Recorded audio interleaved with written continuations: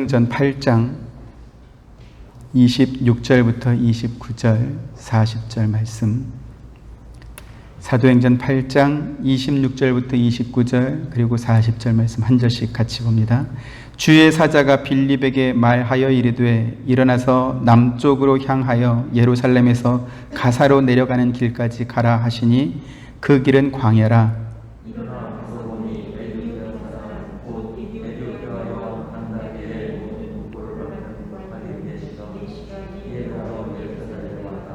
돌아가는데 수레를 타고 선지자 이사야의 글을 읽더라. 같이 빌립은 아소도에 나타나 여러 성을 지나다니며 복음을 전하고 가이사랴에 이르니라. 아멘. 26절부터 29절까지 말씀은 빌립 집사가 성령의 지시함을 따라 가사로 내려가는 길까지 가서 에디오피아 사람 네시를 만나 복음을 전하는 그러한 내용이 기록되어 있습니다. 예루살렘을 기준으로 해서 사마리아는 북쪽으로 약 70km 거리에 있는 곳이었고, 또 에디오피아 네시를 만난 이 가사라고 하는 곳은 예루살렘에서 남동쪽으로 70km 정도 떨어진 곳에 있는 그런 곳입니다. 이 가사는 오늘날 팔레스타인이 있는 가자 지구를 가리켜서 말합니다. 빌립이 사마리아에 온 이유가 무엇이었죠? 예루살렘 교회에 큰 박해가 일어나서 박해를 피해서 갔던 곳이 사마리아였습니다. 그런데 하나님께서 주의 사자를 통해서 예루살렘을 지나서 가사로 내려가는 길까지 가라, 이렇게 또 말씀하는 것이죠. 왜 빌립이 가사까지 가야 하는지, 또 가야 하는 분명한 장소가 어디며 누구를 만나야 하는지 알지 못한 채 그냥 성령께서 가라 하시니까 가는 것입니다. 오늘 본문을 포함해서 사도행전에는 이렇게 많은 복음 전도자들의 역사들이 기록되고 있습니다. 빌립도 사마리아에서 복음을 전하고, 또 거기에서 140km 정도 떨어진 가사까지 내려와서 이디오피아 네시를 만나서 또 복음을 전하고, 또 아소도 가서 전하고, 가이사랴까지 올라가면서 계속 복음을 전하는 그러한 내용이 기록되어 있는 것이죠. 그렇다 보니까 사도행전을 읽을 때마다 이런 식으로 오해되곤 합니다. 사도행전에 기록된 성령의 역사하심, 복음의 폭발적인 전파, 또 그 복음을 듣고 기적을 본 사람들의 기쁨과 감동, 거기에다가 복음에 헌신한 복음 전도자들까지, 그래서 이러한 모든 것들이 우리가 배우고 본받아야 할 신앙의 모범으로 소개되고 있는 것입니다. 물론 그와 같은 요소들이 전혀 없는 것은 아니지만, 그러나 사도행전이 우리에게 가르쳐 주려고 하는 교훈의 주된 목적은 그런 것이 아니다라는 사실을 우리가 알 필요가 있습니다. 지난 시간에도 말씀을 드렸던 것처럼 빌립 집사는 처음부터 복음의 불모지인 이 사마리아 성에 가서 내가 복음을 전하리라, 그러한 목적을 갖고 갔던 사람이 아닙니다. 빌립뿐이겠습니까? 사마리아에 복음이 전해졌다라는 소식을 들은 예루살렘 교회 사도들이 베드로와 요한을 사마리아 성에 보낼 때도 역시 마찬가지였습니다. 그들이 사마리아 성에 가면서 빌립 집사는 아마 성령 세례를 그 사람들에게 주지 못했을 거야. 이제 우리가 가서 그곳에 있는 사람들에게 성령 세례를 주자, 이러한 목적을 가지고 사마리아로 간 것이 아니었다라는 것이죠. 이방인 백부장 고넬료의 집에 갔던 베드로를 통해서도 우리가 확인한 바가 있습니다. 처음부터 베드로는 이방인 백부장 고넬료의 집에 가고 싶은 마음이 별로 없었다라는 것입니다. 하지만 성령께서 가라 하시니까 그곳에 간 것입니다. 집에 들어가면서도 말하지 않습니까? 우리의 법에 이방인과 이렇게 교류하고 이렇게 내오하는 것이 이렇게 맞지 않다. 그러나 성령께서 가라 하셨기 때문에 내가 온 거다. 이렇게 말하면서 들어가지요. 그리고 그들에게 복음을 막 설명하려고 하는데 이미 그들 가운데 고넬료의 집에 성령이 임하셨던 것입니다. 그렇게 보면 베드로가 이방인 백부장 고넬료를 만나서 내가 복음을 전해야지 이러한 목적을 가지고 간 것도 아니고, 또 베드로에게 특별한 영성이 더 있어서 베드로가 이렇게 안수하고 기도하니까 성령이 임한 것도 아니었습니다. 성령께서 그들 가운데 먼저 임하셨죠. 이처럼 사마리아로 갔던 빌립이든 이방인 백부장 고넬료를 만나러 갔던 베드로든 또 다른 복음의 이 사도들 역시 그들이 뭔가 특별한 목적을 가지고 갔다라기보다는 하나님께서 교회를 통해서 또는 성령을 통해서 가라라고 말씀하시니까 순종하여 갔던 것입니다. 오늘 본문 역시 빌립이 에디오피아 내시를 만나서 복음을 전하고 그에게 세례를 준 이 사건 역시 그와 같은 성경의 일관된 가르침을 우리가 먼저 인식하고 그리고 이 성경을 읽어야 하는 것입니다. 빌립은 성령께서 가사로 내려가는 길까지 가라라고 말씀하시니까 왜 가야 하는지 모르고 그냥 간 것입니다. 그래서 에디오피아 내시를 만나서 그에게 복음을 설명하고 또 그에게 세례를 준다면 어떻게 됐죠? 주의 영이 빌립을 이끌어 가시니까 가사에서 북쪽으로 또 한 40km 정도 떨어진 아소도라는 도시에 가서 거기서 복음을 전합니다. 그리고 다시 그곳에서 출발해서 사마리아보다 위쪽에 있는 가이사랴까지 또 올라가면서 성마다 또 복음을 전하는 그러한 일을 하고 있습니다. 그 뒤에 빌립에 대한 이야기는 이제 성경에 더 이상 나오지 않습니다. 지금 성경이 무엇을 말씀하려고 하는지 여러분 이해가 되십니까? 빌립이 자기가 의도하고 계획해서 도시를 다니면서 복음을 전하고 사람을 만나서 세례를 주고 하는 것이 아니라 성령께서 이끄시는 대로 순종하며 가면서 이렇게 사역을 하고 있는 것입니다. 빌립만 그렇게 한 것이 아니고 사도 바울도 자기가 의도하고 계획한 곳을 가서 그래서 복음을 전한 것이 아니고 그 역시 성령께서 가라라고 말씀하신 곳에 가서 순종하며 갔을 때 복음이 전해지는 것입니다. 사도행전 16장 6절 7절 한 절씩 보시죠. 성령이 아시아에서 말씀을 전하지 못하게 하시거늘 그들이 부르기아와 갈라디아 땅으로 다녀가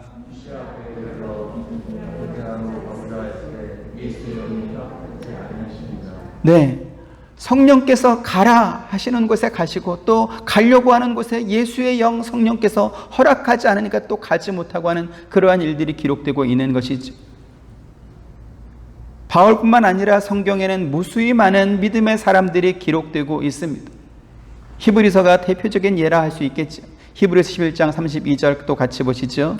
내가 무슨 말을 더하리요? 기드온, 바락, 삼손, 옅다, 다윗 및 사무엘과 선자들의 일을 말하려면 내게 시간이 부족하리로다. 이처럼 많은 믿음의 사람들이 성경에 기록되고 있지만 그러나 그 사람들을 인간 쪽에서 이렇게 바라봤을 때 다른 사람보다 뭔가 더 탁월하고 특별한 능력이 있어서 그래서 하나님께 채용된 그런 사람이 없었다라는 것입니다.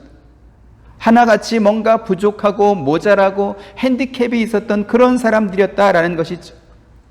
그런데 하나님께서 그와 같은 사람들을 붙잡아서 당신의 일을 맡기셨고 또 그들이 행한 그 일들로 말미암아 하나님의 하나님 되심이 증명되는 것입니다. 그리고 그들로 하여금 하나님께 영광을 돌리게 하셨습니다. 고린도서 1장 26절부터 29절 한 절씩 봅니다. 형제들아 너희를 부르심을 보라. 육체를 따라 지혜로운 자가 많지 아니하며 능한 자가 많지 아니하며 문벌 좋은 자가 많지 아니하도다.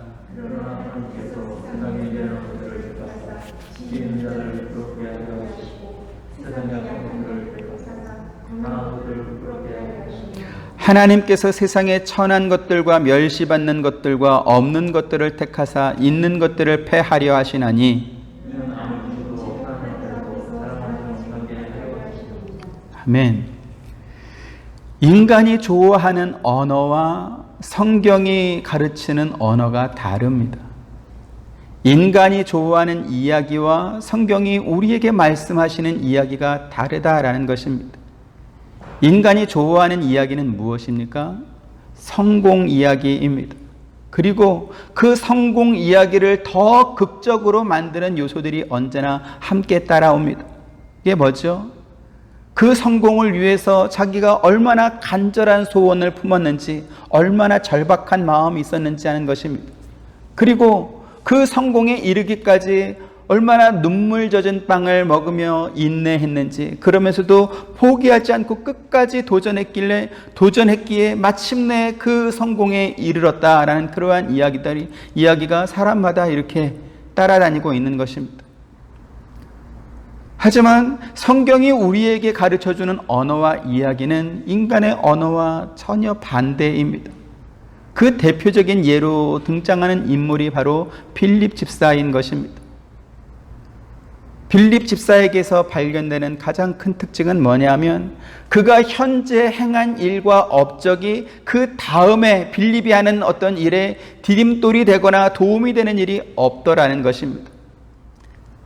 지난 시간에 우리가 살펴봤던 것처럼 빌립은 사도나 복음 전하는 자로서 안수받은 사람이 아닙니다. 예루살렘 교회에 필요한 봉사의 일을 맡기기 위해서 안수받은 사람이 바로 빌립이었습니다. 그가 예루살렘 교회에서 집사로서 봉사한 일이 사마리아 교회에서 복음을 전하는 일에 얼마나 큰 도움이 됐을까요? 전혀 없다고는 말할 수 없겠지만, 그러나 근본적으로 맥락이 다른 것입니다. 하지만 그가 핍박을 피해서 사마리아에 와서 복음을 전했을 때 성령의 역사하심으로 말미암아 수많은 기적들이 있었고, 그리고 그 성에 큰 기쁨이 있었습니다. 만약에 이 빌립이 사마리아 성을 떠나지 않고 그냥 그곳에 머물러 있었다면 아마도 사마리아 교회의 담임 목사가 돼서 상당히 괜찮은 대접을 받았을 가능성이 참 많습니다. 그런데 어느 날 성령께서 빌립을 찾아오시는 것입니다. 그리고 그에게 140km 떨어진 광야 가사로 내려가는 길까지 가라, 이렇게 말씀하는 것입니다. 26절 같이 보시죠. 주의 사자가 빌립에게 말하여 이르되 일어나서 남쪽으로 향하여 예루살렘에서 가사로 내려가는 길까지 가라 하니 그 길은 광야라, 이랬습니다. 빌립이 사마리아에서 복음을 전할 때 무리가 따라다니면서 빌립이 전하는 복음의 말씀을 들었습니다.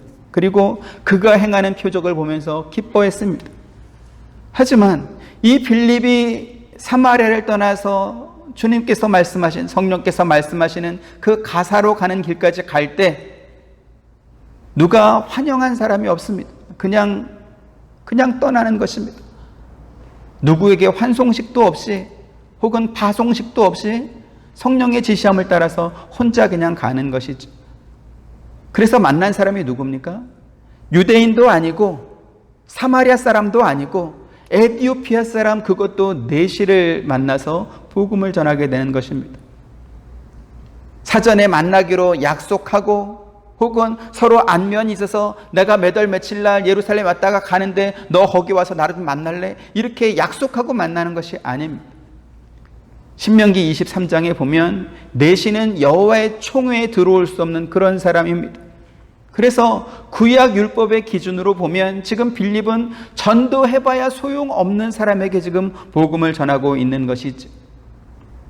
지금 이 일이 빌립이 계획하고 또 마음의 소원에서, 그래서 이디오피아 내시가 온다는데 그 사람이 재무부 장관이라는데 내가 그 사람 만나가지고 복음 전해야지, 그래서 간 것입니까?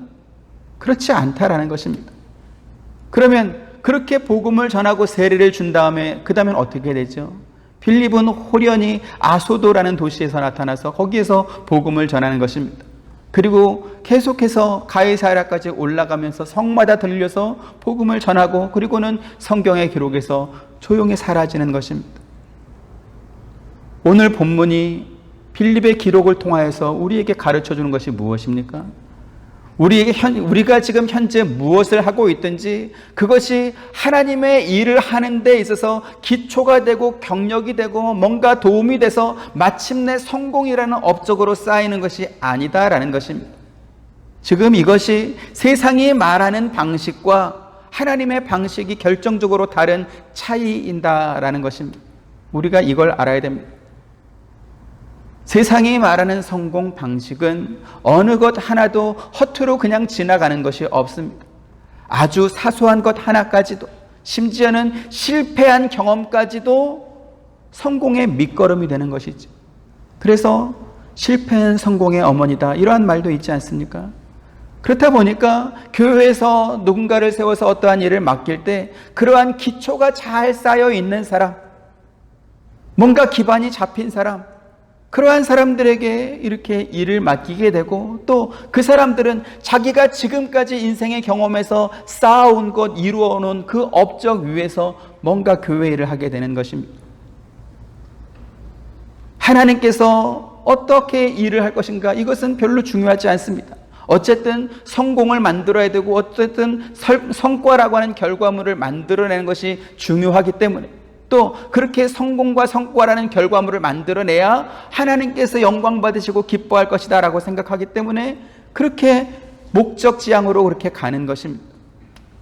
그러면 정말 하나님께서는 우리가 무슨 방법을 통해서든지 성공이라는 결과만 만들어내면 다 영광 받으시고 기뻐할까요?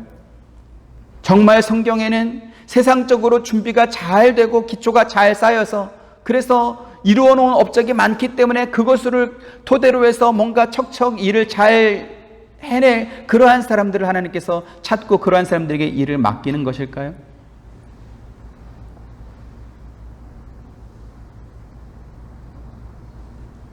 많은 신학자들, 또 많은 목사님들이 이런 식의 이해를 참 많이 합니다. 사도행전에 가장 많이 등장하는 사람이 바울입니다. 예수님의 12제자 중에 누구도 아니고, 심지어는 수리자였던 베드로도 아니고 바울이 많이 등장합니다. 그럼 왜 바울이 많이 등장하냐? 베드로는 어부 출신이다. 예수님의 제자들 가운데 변변한 사람이 아무도 없다. 그런데 이 바울은 가말리엘 문화생 출신이고, 로마 시민권 가진 사람이고, 바리새인 중에 바리새인이었고, 히브리인 중에 히브리인이었고, 그래서 뭔가 쌓인 업적이 많기 때문에, 학식도 많고 율법도 잘 알고 뭔가 잘하는 사람이었기 때문에 하나님이 그 사람을 쓰신 것이다. 그러니까 우리는 준비를 잘해야 된다, 이런 식으로 해석을 합니다. 과연 성경이 그렇게 말하고 있는가라는 것이죠. 앞서 우리가 고린도전서 1장에서 살펴봤던 것처럼 하나님께서는 약한 자, 천한 자, 무식하고 미련한 자, 아무것도 없는 자를 들어 쓰신다라고 했습니다. 왜요? 어느 누구도 하나님 앞에 자랑하지 못하게 하려고 그렇게 하신다라는 것입니다. 바울이 스스로 고백하지 않습니까? 나는 자격이 없는 사람이었다. 나는 박해자였고 핍박자였고 폭행하는 자였고 나는 자격이 아무것도 없는 사람인데, 그런데 주님께서 나를 충성되이 여겨서 하나님의 일을 맡기셨다. 그래서 바울의 생애를 보면 한 번도 제자들 앞에서 이렇게 잘난 척하는 그러한 모습이 없습니다. 오히려 겸손하고 자격 없는 사람이, 나는 자격 없는 사람입니다를 늘 말하고 있지, 내가 이 정도였기 때문에 내가 이 일을 하는 것이다, 이런 게 아무것도 없다라는 것입니다. 그런데 우리가 신앙생활하면서 가장 많이 고민하는 부분이 무엇이냐면 바로 또 이런 점입니다. 성경에는 복음을 전하는 현장마다 그렇게 많은 기적의 역사가 있었다 이렇게 기록하고 있지만, 막상 내가 복음을 전하려고 하면 기적은 고사하고 말도 제대로 안 나올 때가 참 많은 것이죠.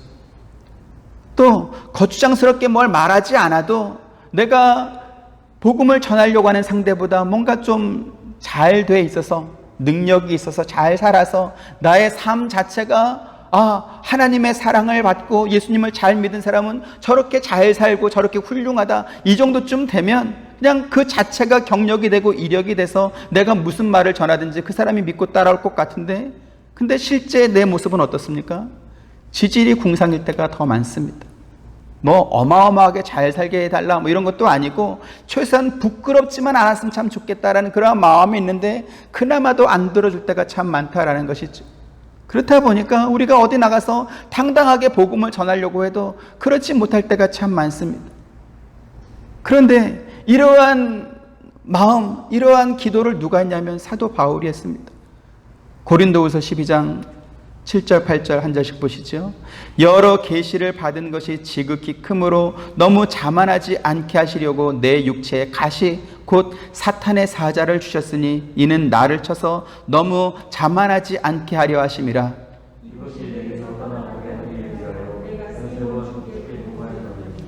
바울이 누굽니까? 복음을 가지고 가장 먼저 이방으로 나가서 전도한 사람이 바울입니다. 도시마다 교회를 세우고 또 그곳에 목회자를 파송해서 교회를 섬기고 도운 사람이 바울입니다. 그런데 정작 바울의 몸에는 육체의 가시 곧 사탄의 사자라고 부를 만큼 그렇게 어마어마하게 큰 병이 있었습니다. 성경학자들은 그가 가졌던 병이 안질이거나 혹은 간질이었을 것이다, 그렇게 추정을 합니다. 그게 안질이었든 간질이었든 어떤 병이든지 간에 복음을 전하는 바울의 처지에서 보면 전혀 은혜가 되지 않을 뿐만 아니라 오히려 복음 전하는 일에 있어서 심각한 장애가 되는 그러한 핸디캡이 바울에게 있었다라는 것입니다. 그렇다 보니까 고린도 교회 같은 경우에 바울이 전도해서 세운 교회임에도 불구하고 그 교회 성도들 중에서는 바울을 사도로 인정하지 않는 그러한 분위기가 있었습니다. 그렇다 보니까 바울이 하나님 앞에 기도할 수밖에 없는 것이지, 자기 몸에 있는 이 육체의 가시가 떠나가게 해달라고 하나님께서 3번 기도하는 것입니다. 하지만 하나님께서 바울의 기도를 들어주지 않습니다. 심각한 병을 가지고 있는 이 바울이 하나님께 기도했더니 하나님께서 고쳐주셨다, 낫게 해주셨다. 그렇다면 그가 병 나은 그 경험이 바울이 복음 전하는 데 있어서 도움이 훨씬 되지 않겠습니까? 그러나 하나님께서 그의 기도를 듣지 않는 것입니다. 그 이유가 무엇입니까?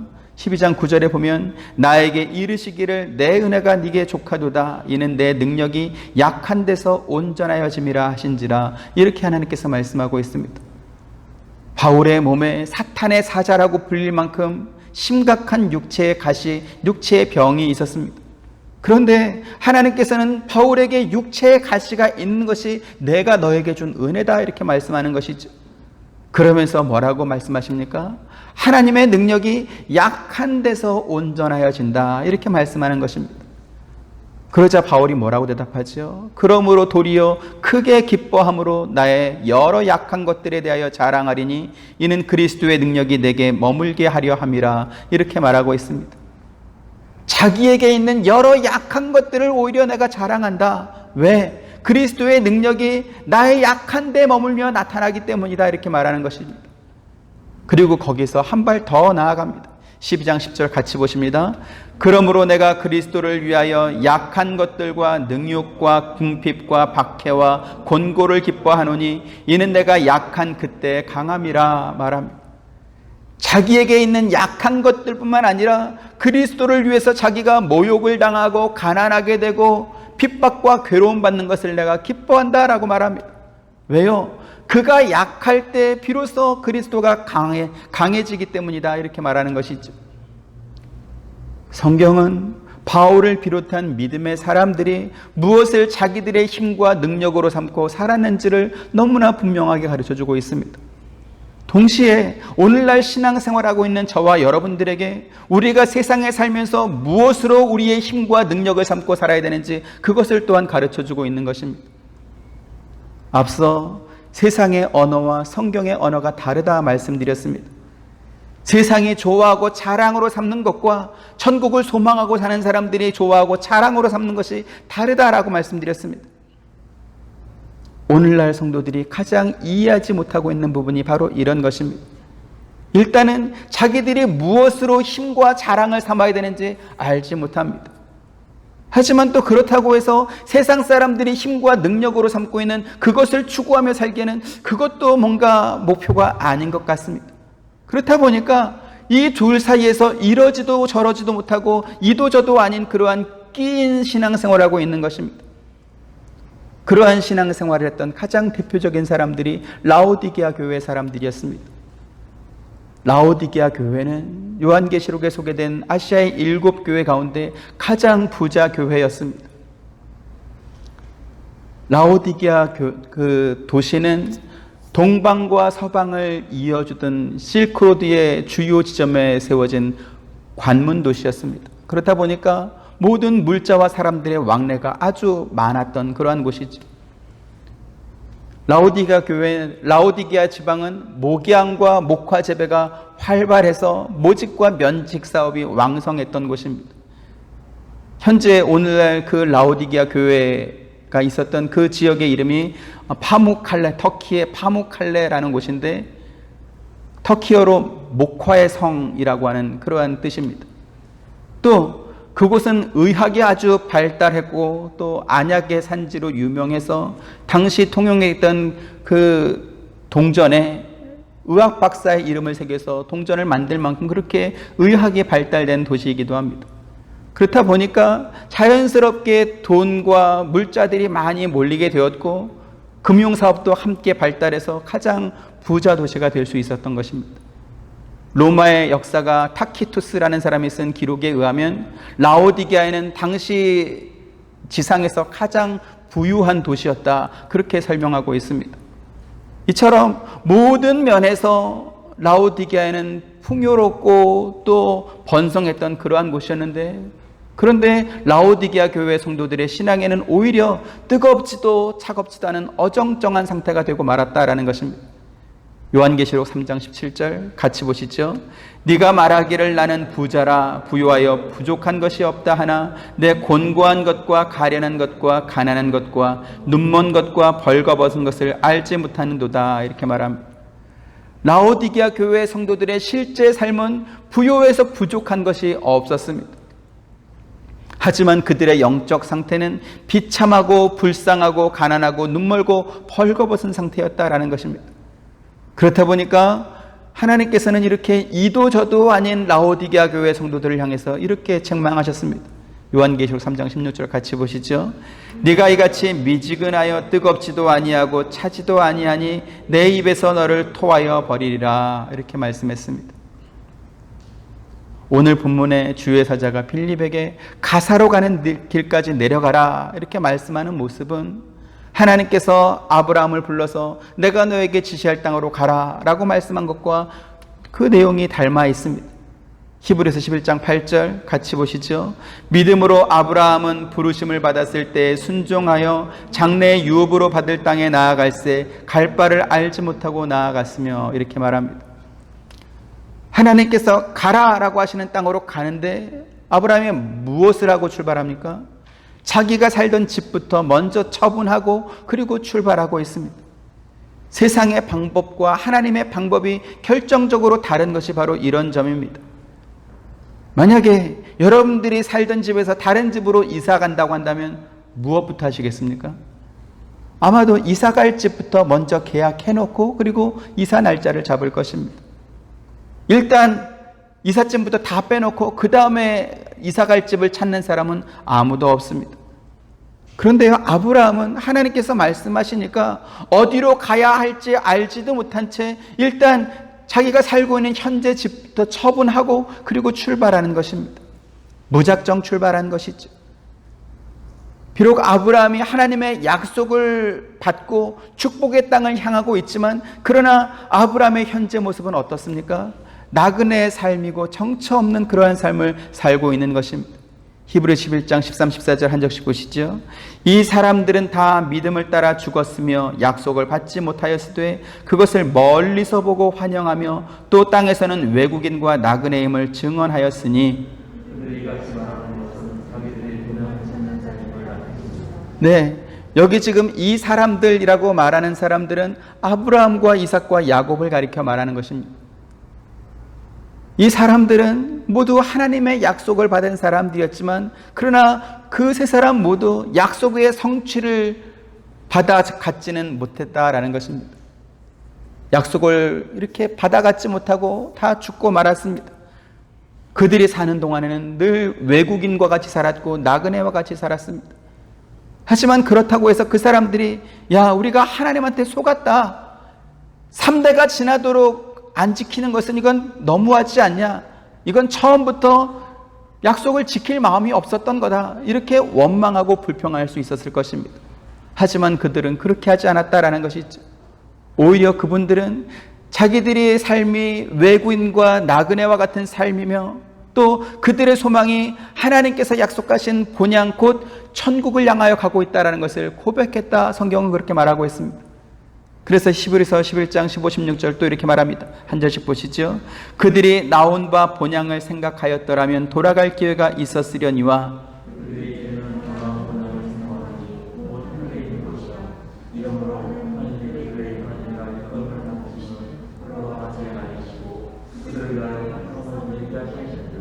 네, 그들이 나온 바 본향, 옛날에 집 짓고 살던 그것을 생각했더라면 돌아갈 기회가 얼마든지 있었지만, 그러나 그들은 예전에 살던 그곳이 아니라 더 나은 본향을 사모했다라는 것입니다. 그들의 현재 삶은요, 형편없지요. 전에 살던 집보다 형편없지요. 왜요? 장막의 삶을 살아야 되고 나그네와 외국인의 삶을 살아야 되기 때문에 현재의 삶은 예전보다 훨씬 못한 것이 사실입니다.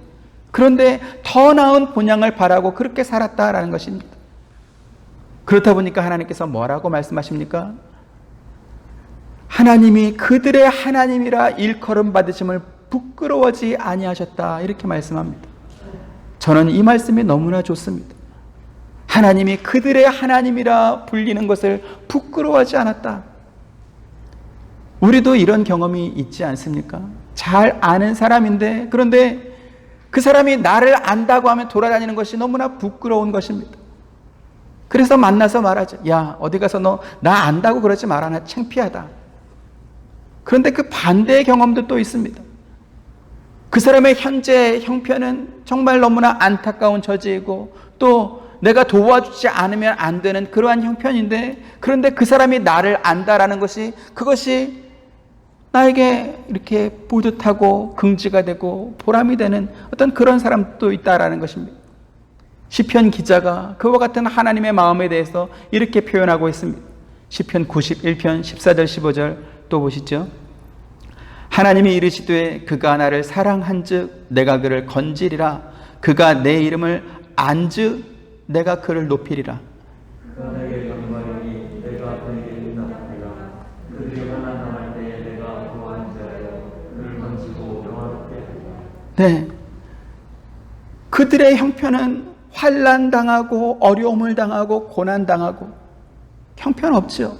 그런데 하나님이 그들을 알기 때문에 내가 그들을 안즉 내가 그들을 높이리라, 도우리라, 건지리라. 하나님께서 그들의 하나님이 되고 또 그들로부터 하나님이라고 불리는 그것이 너무나 기쁘고 또 보람되는 것입니다. 외국인과 나그네 삶의 공통점은 현재 머물고 있는 이곳에 소망을 두지 않는다라는 그러한 것입니다. 언제라도 떠날 준비를 하고 있는 그러한 사람들이라는 것이죠. 빌립이 그렇게 살았습니다. 사도행전 8장의 초반의 분위기만 보면 이 사마리아는 이 빌립의 제2의 고향이라고 불러도 될 만큼 그렇게 분위기가 아주 좋았습니다. 가는 곳마다 빌립의 전하는 말을 듣기 위해서 사람들이 몰려들었고, 그를 통해서 나타나는 기적을 보면서 사람들이 기뻐하고 좋아했습니다. 요즘 표현으로 보면 아주 핫한 떠오르는 그러한 인물이 바로 빌립이었다라는 것입니다. 하지만 하나님께서 빌립에게 오셔서 가사라고 하는 곳까지 내려가라 이렇게 말씀하니까 두말 없이 그냥 툴툴 털고 곧장 일어나서 떠나는 것입니다. 누구로부터 환송식도 받지 않고 저녁 식사도 같이 하지 않고 그냥 가는 것입니다. 그러면 그곳에 가서 그가 만난 사람은 누구였습니까? 에티오피아의 내시, 에티오피아 나라의 재무부 장관을 만났습니다. 그러한 사람에게 만나서 복음을 전하고 세례를 줬습니다. 만약 빌립이 에티오피아 내시 그 사람을 따라갔더라면 그러면 아마 일평생 돈 걱정하지 않고 살아도 됐을 것입니다. 그런데 그 내시가 세례받고 물에서 나오니까 성령께서 이 빌립을 데려간 것입니다. 서로 보이지 않는 것입니다. 그래서 내시는 자기가 갈 길을 가고 또 빌립은 또 자기가 갈 길을 가는 것입니다. 그렇게 빌립은 아소도에서 출발해서 가이사랴까지 올라가면서 복음을 전하고 있습니다. 39절 40절 또 보시죠. 둘이 물에서 올라올새 주의 영이 빌립을 이끌어 간지라. 내시는 기쁘게 길을 가므로 그를 다시 보지 못하니라. 빌립은 각소에 나타 여러 성을 지나다니며 복음을 전하고 가이사랴에 이르니라. 네, 사도행전은 성령 충만함을 입은 사도들이 가는 곳마다 기적을 행하고 믿는 사람들이 구름처럼 이렇게 몰려들었던 이러한 부흥의 역사를 기록한 그러한 위인 전기가 아닙니다. 이걸 우리가 분명히 알아야 됩니다. 오늘날 사도행전을 읽는 많은 교회와 목사님들이 마치 위인 전기처럼 그렇게 성령 충만만 하면 모든 것을 다 할 수 있는 것처럼 그렇게 말하고 있는데, 사도행전이 말하는 것은 그런 내용이 아닙니다. 사도들을 통해서 많은 기적이 일어났고 그들 주변에 수많은 사람들이 구름처럼 몰려들었지만, 정작 사도들은 자기들이 맡은 이 본분을 잊지 않고 나그네의 길, 외국인의 삶을 살아간 그 행적을 기록한 책이 바로 사도행전인 것입니다. 스데반이 그렇게 순교했고요, 빌립이 그렇게 조용히 성경의 기록에서 사라졌습니다. 베드로도 그렇게 사라졌고 바울도 그렇게 사라져가고 있습니다. 우리가 어릴 적 읽었던 동화책의 마지막 결론은 늘 이렇게 되었죠. 그래서 그 사람들은 행복하게 오래오래 잘 살았답니다, 이렇게 끝나죠. 하지만 성경은 한 번도 그렇게 말하지 않습니다. 이와 같은 성도의 삶에 대해서 이사야 선지자는 이렇게 설명하고 있습니다. 이사야 55장 8절부터 11절. 이는 내 생각이 너희의 생각과 다르며 내 길은 너희의 길과 다름이니라. 여호와의 말씀이니라.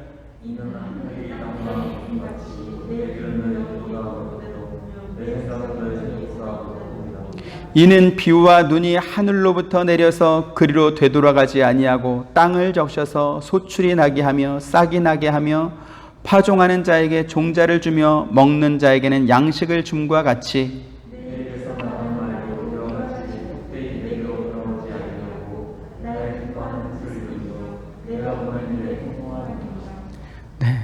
하나님께서 세상을 창조하실 때 궁창 아래의 물과 궁창 위의 물로 나누셨습니다. 그리고 하나님께서는 궁창을 하늘이라 이렇게 부르셨습니다. 우리는 땅에 있는 물이 수증기가 되어서 하늘로 올라가고, 하늘로 올라간 물이 이렇게 뭉쳐지고 모아지면 무거워서 또 눈이나 비로 내려오는 것을 알고 있습니다. 그런데 하늘에서 떨어진 이 물이 다시 그냥 그대로 하늘로 올라가는 것이 아니라 땅을 적시고 스며들어서 강을 만들고 바다로 흘러갑니다. 그렇게 물이 땅을 적시고 강을 만들고 바다로 가는 동안 땅에서는 곡식과 채소가 나고 꽃과 나무가 자랍니다. 강과 바다에서 생물과 물고기들이 자라고 물 위를 지나가는 배가 만들어집니다. 그래서 19세기까지만 해도 바다를 정복한 나라가 세계를 정복한 나라가 되었죠. 수증기와 물 자체가 무슨 영양가가 있겠습니까? 그런데 그 물이 순환하는 곳마다 새로운 생명이 탄생하게 되고 자라게 되고 사람들의 산업이 생기고 국가의 흥망이 결정되더라는 것입니다. 그와 마찬가지로 하나님께서 선포하신 이 말씀도 헛되게 메아리쳐서 다시 하나님께로 돌아가는 것이 아니고 우리 성도들을 통해서 하나님의 기뻐하시는 뜻이 이루어진다라는 것입니다. 만약 하늘에서 내린 물이 흘러가지 않고 그냥 그대로 고여있다, 그럼 어떻게 되겠습니까? 그것이 바로 홍수가 되고 재앙이 되는 것입니다. 물은 땅으로 스며들고 강으로 바다로 흘러가야 되는 것입니다. 그리고 흘러간 물이 또 수증기가 되어서 하늘로 올라가야 되는 것입니다. 우리 성도는 어떤 존재입니까? 하나님께서 하늘에서 내리신 물과 같은 그러한 존재다라는 것입니다. 우리는 세상에 고이고 쌓이는 사람이 아니라 세상으로 흘러가는 사람입니다. 아무 존재감 없는 것 같은데, 그런데 우리가 지나가는 곳마다 만나는 사람마다 생명을 주고 영생의 말씀을 전하는 그러한 물과 같은 사람이다라는 것입니다. 빌립이 행한 결과, 또 베드로와 바울이 행한 결과를 보면서 우리도 그들과 같은 결과를 만들어내야 된다, 우리도 그들과 같은 어떤 성령의 능력이 있어야만 된다, 이렇게 그들의 능력을 부르하는 것이 아니다라는 것입니다. 콩나물 콩에 물을 부으면 물은 다 빠져나간 것 같은데, 빠져나간 그 자리에서 콩나물이 자라는 것처럼 우리는 그냥 그렇게 흘러간 것 같은데 우리가 지나간 그곳에서 성령께서 자라게 하시는 역사가 있는 것입니다. 그 이야기를 기록한 것이 바로 사도행전이다라는 것이죠. 하나님의 생각은 사람의 생각과 다릅니다. 하나님의 길은 사람의 길과 다릅니다. 사람의 생각과 사람의 길은 자기가 걸어온 인생의 발걸음, 자기가 쌓아온 인생의 경력과 실력, 이러한 것들이 다 모여서 그 사람의 존재를 증명하고 그 사람의 영광을 드러내고 그 사람의 자랑거리가 됩니다. 모든 것이 자기에게 쌓고 자기에게 쌓이고 또 쌓고 또 쌓이면서 그렇게 성공이란 결과물로 사람들에게 보란듯이 보여지고 그것이 그의 어떤 실력이 되는 것이죠. 하지만 하나님의 백성들, 또 우리를 향한 하나님의 생각과 하나님의 길은 우리 자신에게 쌓이도록 하는 것이 아니다라는 것입니다. 마치 하늘에서 내린 물과 같이 그렇게 스며들고 흘러지도록 그렇게 하시는 것입니다. 그리고 그렇게 흘러가고 지나간 곳마다 생명의 싹트는 것입니다. 또 자라서 열매 맺게 하는 것입니다. 강과 바다에 물고기가 살게 하시고 그 물로 인하여서 또 산업이 발달하게 하는 것입니다. 그 일을 위해서 하나님께서 빌립을 부르셨고 바울을 부르셨고 성도들을 부르셨습니다. 빌립처럼 잠깐이라도 성경에 이렇게 기록된 사람도 있지만 그러나 대부분의 성도들은 이름도 없이 빛도 없이 마치 흐르는 물처럼 강물처럼 바다처럼 그렇게 살다가 갔습니다. 그래서 어떻게 됐습니까? 저와 여러분들이 복음을 듣고 오늘 이 자리에 있는 것입니다. 저와 여러분 모두 유명인이 아닙니다. 특별한 능력도 없습니다. 그래서 우리가 하나님의 일을 못하는 것입니까? 그렇지 않다라는 것입니다. 우리를 통해서 누군가에게 복음의 씨앗이 뿌려지고 누군가에게는 잠깐 이렇게 흘러 지나갈 것입니다. 하지만 그 과정에서 영생하는 생명이 또 자라게 된다라는 것입니다. 아무도 알아주지 않아도 저와 여러분들이 흘러가고 지나간 곳마다 하나님의 뜻이 이루어지기를 주님의 이름으로 축원드립니다.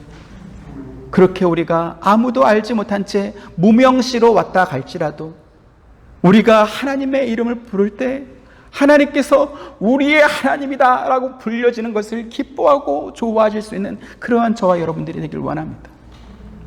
그렇게 우리가 나그네와 외국인처럼 그렇게 물처럼 세상을 흘러갈지라도 우리가 지나간 곳에 하나님께서 역사하시니 생명이 뿌려지고 생명이 자라가고 또 새로운 생명이 탄생하고 다시 그 생명이 또 대를 이어지고 그렇게 교회가 주님 오실 그날까지 영원토록 존재할 수 있게 되기를 주님의 이름으로 축원드립니다.